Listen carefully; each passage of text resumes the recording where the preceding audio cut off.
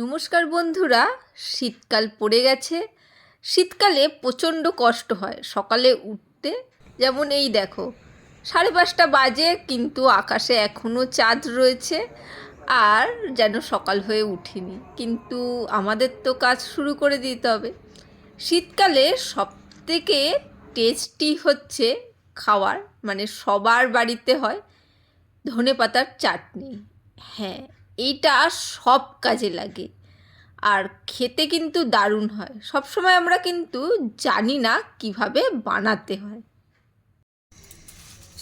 ধনেপাতার চাটনি হবে, তাই এখানে এইটা হচ্ছে 300 গ্রাম পুদিনা পাতা আর 500 একটু বেশি, পুরোপুরি 600 নয়, ধনেপাতা। এটাকে আগে ধুয়ে নেব, ধুয়ে পরিষ্কার করে নিয়ে তারপরে চাটনি করতে হবে। অনেকটা চাটনি হবে, একদম ফ্রেশ, যেমন একদম হোটেলে পাওয়া যায়, একদম সেই রকম রেসিপি। চলো কীভাবে কি করছি দেখে নেওয়া যাক। বাড়িতে একটা অনুষ্ঠান ছিল, তাই অনেকটা মানে চাটনি আমি করেছিলাম, তাই রেসিপিটা একটু বেশ মানে অনেকটা পরিমাণ করে করা। আর এই জিনিসটা যদি করে রাখা হয় প্রচুর কাজে লাগে। কাবাবের থেকে শুরু করে, রুটির সাথে শুরু করে, ভাতের সাথে শুরু করে সব কিছুর সাথে খাওয়া যায়। চলো, সব ধনেপাতাগুলোকে খুব ভালো করে ধুয়ে নিয়েছি। ধুয়ে নিয়ে এইভাবে গোড়াগুলোকে বাদ দিয়ে ঝপাঝপ করে কেটে ফেলছি। এটাকে স্টোর করে রেখে দেওয়া যায়, এমনিও রাখা যায়, আবার ফ্রিজে রাখলে তো 1 সপ্তাহের বেশি খাওয়াই যাবে। ধনেপাতাগুলোকে খুব ভালো করে কুচি কুচি করে কেটে নিচ্ছি, দিয়ে মিক্সির মধ্যে দেবো পেস্ট হওয়ার জন্য। কিন্তু শুধু তো পেস্ট হবে না, তারপরে খুলে দইটা দিয়ে দিলাম, টক দই।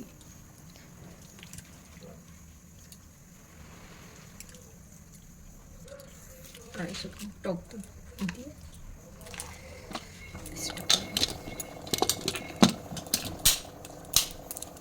250 গ্রাম টক দই দিয়ে খুব ভালো করে পেস্টটা করে নিয়েছি, এখনো বাকি আছে।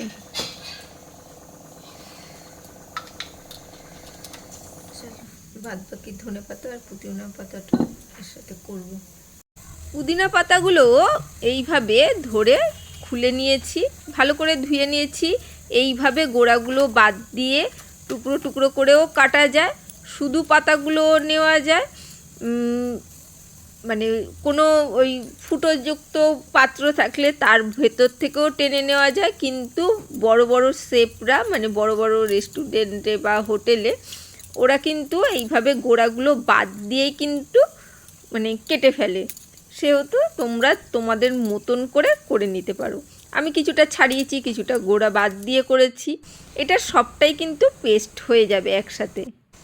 আর তারপরে এখানে আমি কাঁচা লঙ্কা নিয়েছি, এখানে আমি 25 থেকে 20 গ্রাম মতন কাঁচা লঙ্কা নিয়েছি। তোমরা তোমাদের ঝাল অনুসারে কাঁচা লঙ্কাটা নেবে। বোটাগুলো ছাড়িয়ে নিচ্ছি, আস্তই পেস্ট হয়ে যাবে মিক্সিতে দিলে, জানোই। আর এর সাথে কয়েক কোয়া রসুনটা লাগবে, বেশি না, একটা পুরো রসুন না, ওই কয়েকটা কোয়া নিলেই হয়ে যাবে।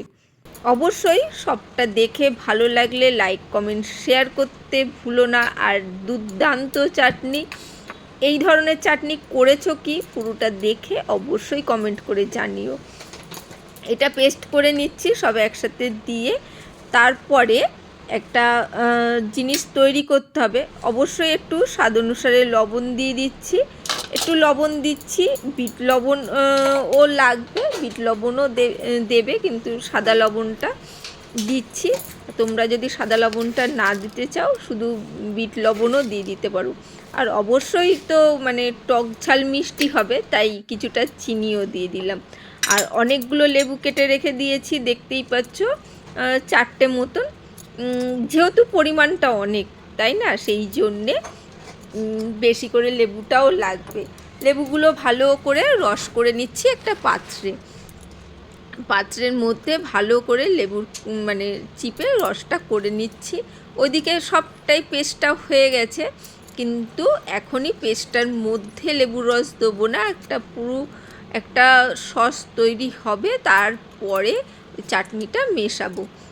তাতে কি হবে, দারুণ খেতে হয়। যে কোনো কাবাবের সাথেও খেতে পারো, রুটির সাথে খেতে পারো। তোমরা আমার মানে শর্টে দেখেছো প্রচুর, আমি রুটির সাথে সকালে মানে ব্যবহার করেছি। আর চাটনিটা তারপরে পরোটাতেও মানে ব্যবহার করেছি, মানে আটার সাথে মেখে নিয়েও করতে পারো। মানে চাটনিটা যদি আটার সাথে মেখে দারুণ খেতে হয়, মানে পরোটা করো, একটা দারুণ চটপটা একটা পরোটা হবে। এখানে লেবুর রসের মধ্যে আমি দিয়ে দিলাম চাট মশলা বেশ খানিকটা। আন্দাজটা তোমাদের একটুকুনি চেখে নিয়ে করতে হবে, মানে একটু পরিমাণ দিয়ে তারপরে তোমরা মানে চেখে নিয়ে যদি কম বেশি হয় তখন সেই পরিমাণগুলো মেশাবে। এখানে কাসুন্দি দিয়ে দিয়েছি, আর দিয়ে দিচ্ছি টমেটো সস, কেচাপ না, সস দিচ্ছি। বেশ খানিকটাই দিলাম, ওই যে বললাম, দিয়ে তারপরে চেখে যদি মনে হয় একটু কিছু দিতে হবে তখন দেবে।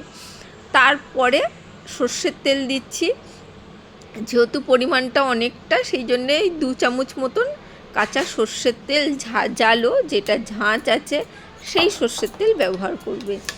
ভালো করে মিশিয়ে নিচ্ছি চামচের সাথে, ভালো করে একদম মানে পুরো পেস্টটা লেবুর রসের সাথে সসগুলো যাতে মিশে যায় সেইভাবে ভালো করে নাড়িয়ে মিশিয়ে নেব। তারপরে গিয়ে আমি যে চাটনিটা মানে ধনেপাতা আর পুদিনা পাতা একসাথে যে চাটনিটা করেছি, পেস্টটা তৈরি করেছি, তারপরে অল্প অল্প করে কিন্তু মেশাতে হবে। অল্প অল্প করে মিশিয়ে, তাহলে কি হবে, পুরো মানে মিশ্রণটা মিশতে সুবিধা হবে, আর কিছুই নয়। সেই জন্যে অল্প অল্প করে দিয়ে ভালো করে মিশিয়ে তারপরে বাদবাকি আবার মেশাতে হবে। পাত্রটা ছোট হয়ে গেছে, বুঝতেই পারছো। আস্তে আস্তে ধীরে ধীরে সুন্দরভাবে মিশিয়ে নিচ্ছি। আর যারা এতক্ষণ দেখলে, নতুন পুরনো সব বন্ধুদের কাছে অনুরোধ রইল একটা লাইক করতে আর কমেন্ট করতে অবশ্যই, যে আশায় সবসময় রাখি। চলো, আর নতুন বন্ধুরা অবশ্যই চ্যানেলটাকে সাবস্ক্রাইব করো, পুরনো বন্ধুরাও কমেন্ট করে জানিও রেসিপিটা কেমন লাগলো। আর শীতকালে এর চেয়ে ভালো কিছু হতে পারে না। চলো, আজকের জন্য বাই বাই।